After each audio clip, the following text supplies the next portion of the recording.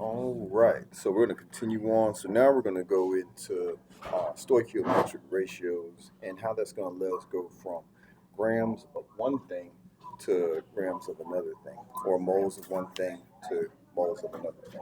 So now we'll get into one-step conversions, two-step conversions, and three-step conversions.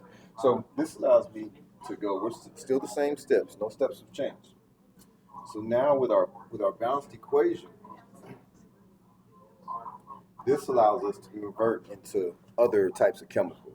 So now I can use this ratio. So once I have one of these, I can use this ratio to find out the proportion or the amount of any of the other stuff. So if I know how much salt is produced, I know how much chlorine went in, and I know how much sodium went in. If I know how much chlorine was used, I know how much salt is produced and how much of the sodium got used. So we can just use the ratio to find out any of the values. So we're going to start with a one-step problem. So before we were looking at molar mass conversion, that allows us to go from grams of one thing to moles of the same thing. So we looked at grams of sodium to moles of sodium, moles of chlorine to grams of chlorine. But we're going to the same thing. We're not switching compounds. Now we're going to switch compounds.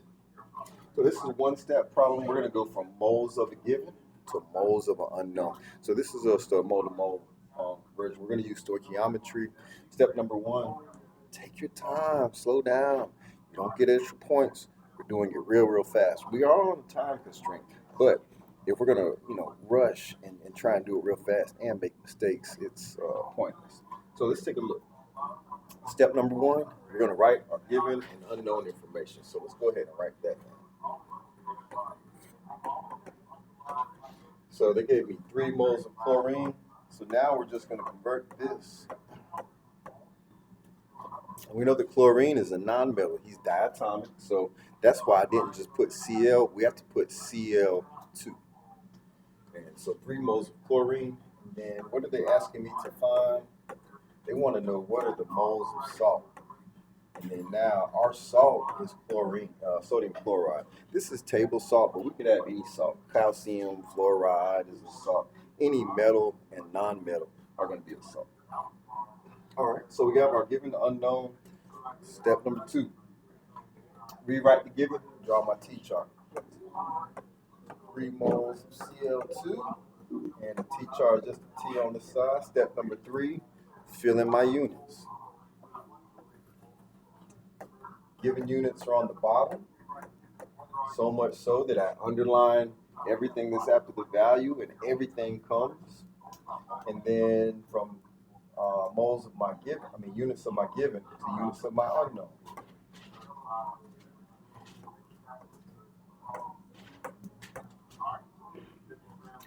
All right, and so now this is just an equality. So I need to know what the stoichiometric relationship is. So I know that for sodium chloride and chlorine, so for every 2 mole sodium chloride, that's going to be equal to 1 mole of chlorine. Another way we can write equality as a ratio. So for every 2 moles of NaCl, we have 1 mole of Cl2. So we can write it like this or like this. All right, now we're just matching numbers. This is mole Cl2. Mole Cl2 has a 1 attached to it. And then this one is mole NaCl. That has a 2 attached to it. And so now we filled in the units. Step number 4, fill in my numerical values. Step number 5, multiply out.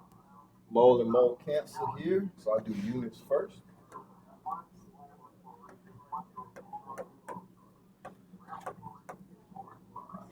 And then here we're just going to multiply across. This would be 6. The bottoms would have been 1, so that just did 6 over 1.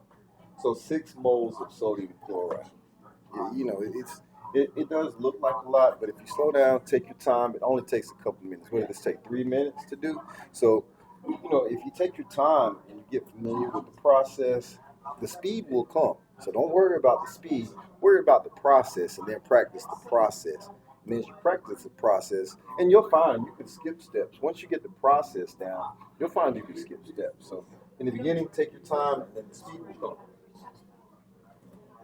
All right. All right, so for the next one, we're going to look at how many grams of salt are produced from 3 moles of chlorine. So this one, we were looking at moles of salt. Now they're asking us to find grams of salt. So this one, if we're going from grams of a given to moles of an unknown, you can also do the other way. Either way, this is going to be a two-step conversion. So for each step, I need a set of T-charts. So this is a one-step, one T-chart. Two-step, gram to mole of something else, that's 2 T-charts. And then when we get down here, grams of something to grams of something else, 3 steps, that'll have 3 T-charts. All right, so let's go ahead and look at this one. All right, how many grams of salt are produced? So that's an unknown. They want me to find gram of NaCl. And they're giving me 3 mole chlorine. Okay, this is easy. So second step is rewrite the given, draw my T-chart.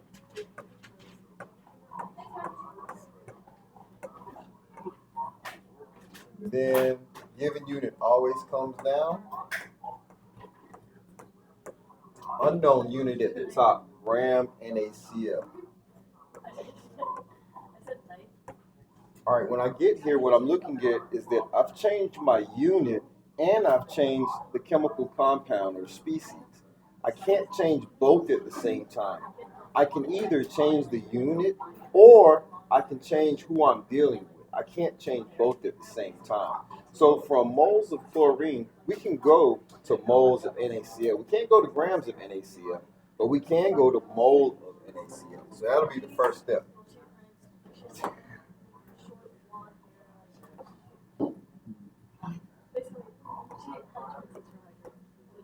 All right, but that doesn't give us our unknown. For that, we're going to need one more step. This always comes down here, the units only, never the number.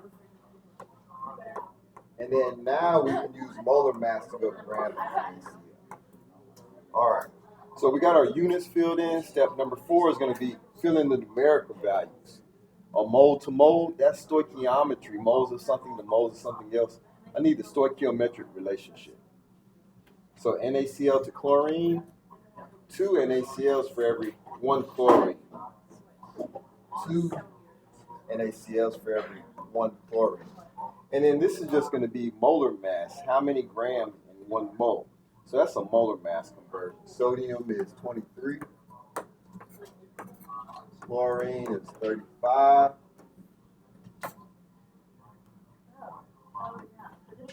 So that'll be 58.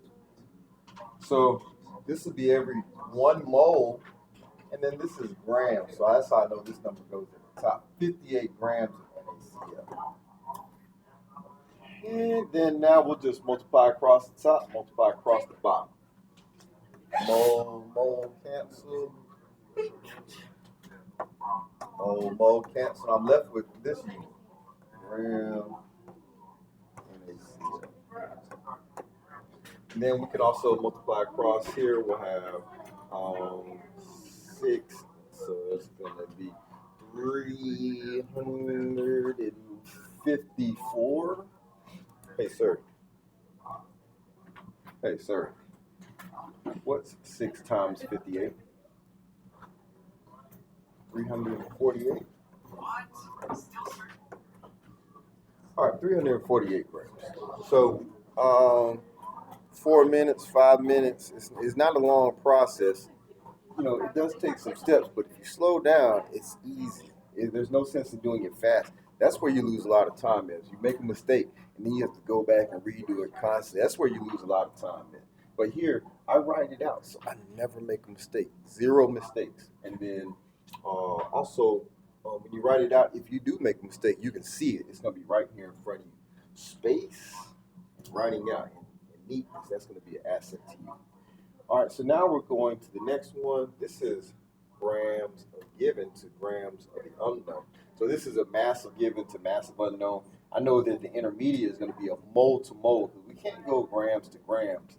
We don't have anything that lets us go grams to grams. This that lets us compare the different chemicals, this is moles to moles. So I know that we're going to have one step to go grams to moles of the given, moles of given to moles of the unknown, and then moles of unknown to given. Moles of unknown to grams of unknown. All right, it's nothing different. We'll just start here. I know that there's just going to be one more T-chart. So in this time, they gave me 3 grams of chlorine. And it's a nonmetal, so I know he's diatomic. Any of the nonmetals are usually going to be diatomic. And then they want us to find grams of NaCl, so this is going to be a 3-step problem. No problem. First step is rewrite my given, draw my T-chart. This is a 3-step, so I'm just going to go ahead and draw my 3 T-charts. And so now we fill in the units first. I don't do any numbers yet, just units. From grams of NaCl, there's only one place I can go. That's into moles of Cl2. Because I can't go into moles of sodium chloride or grams of sodium chloride. You just can't do that yet. All right, now once I'm in moles, this unit always comes down. And then now that I'm in moles, now I can go to my other chemical, sodium chloride. Same thing comes down here. And now that I got moles of this one, lastly, I can convert that into grams. All right, this is it's too easy. All right, so for every 1 mole of Cl2, how many grams? This is just molar mass. So I know that for every chlorine, that's going to be 35. So Cl2, that's going to be 70. And this is per mole. So I know that 1 mole Cl2, that's just going to be equal to 70 grams Cl2. Now it's important that we use the species because we're changing chemical compounds. So I do want to include these in there. All right, so 1 mole of Cl2, so the mole gets a 1. I'm going to go ahead and fill this in. Anytime I go from moles to a different unit, the mole gets a 1. All right, and then here is grams. We've already calculated that. That's going to be 71. And then it is 71. I'm just going to do 70 for it. This one was from the balanced equation. This is a 2-to-1 ratio, 2 sodium chlorides for 1 chlorine.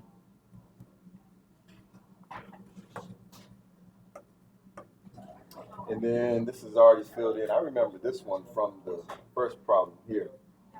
Sodium and chlorine is 58.